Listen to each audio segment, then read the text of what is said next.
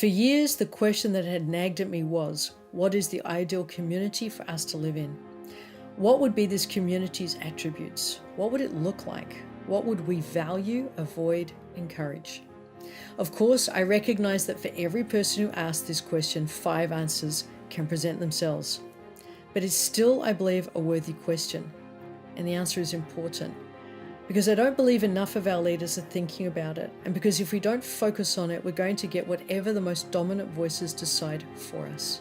My name is Sharon Pearson, and I'm here to share how to discover, awaken, and connect with the truest you, leading to a happier, more fulfilled life. I'm going to bring my experience as an entrepreneur, coach, author, and creator of mindset models to make life way better. Join us for open-minded discussions on how to live your fullest life when getting by seems oh so easy to achieve.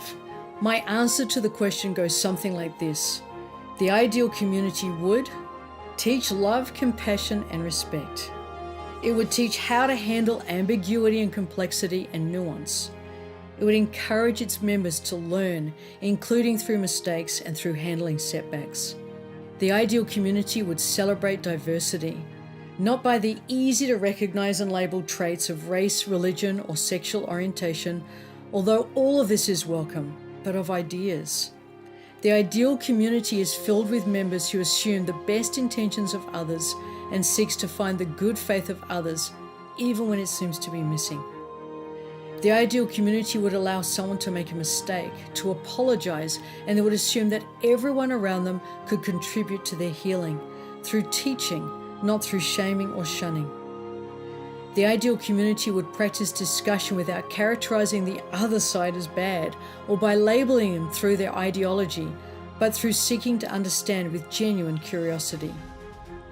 The ideal community would encourage openness, curiosity, adaptability, new ideas, exploration while keeping what works and the traditions that provide comfort. The ideal community sticks by its members, not when we're winning, but when we're down and out, we've fumbled, we've lost, or we've been shamed. In this community, there is no mob mentality or demands for people to get what they deserve when they make a mistake. There is justice, not vengeance. There's a big difference. I like the sound of this community very much. So much that I began to reflect, study, and seek ideas as to how such a place could come about. We have, through the Global Success Institute, online groups and training on our campus where we get to hang out together, study, compare ideas, share thoughts, support one another, challenge one another, and learn how to be a part of something bigger than ourselves in a meaningful way. It became the first foray into creating the community I believe would be the most inclusive, the least exclusive, and the most inspiring. And so far it's working. We have our breakdowns on occasion.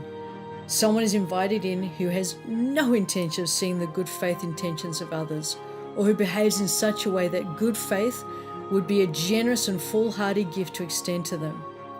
But for the majority of us who hang out there, it's as I described. It takes work, monitoring, feedback, reminders of our standards, discussion about what's reasonable and what's a violation of someone's boundaries. And I'm very aware that these groups are microcosms where we, as the team at the Coaching Institute, get to decide what gets to happen. But I've become hopeful by what I've seen.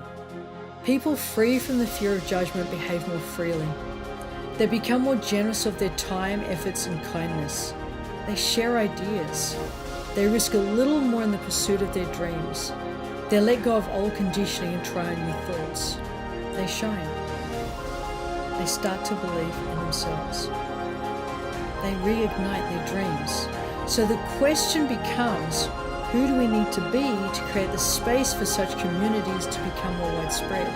And that's the mission of this podcast, of the Perspectives podcast.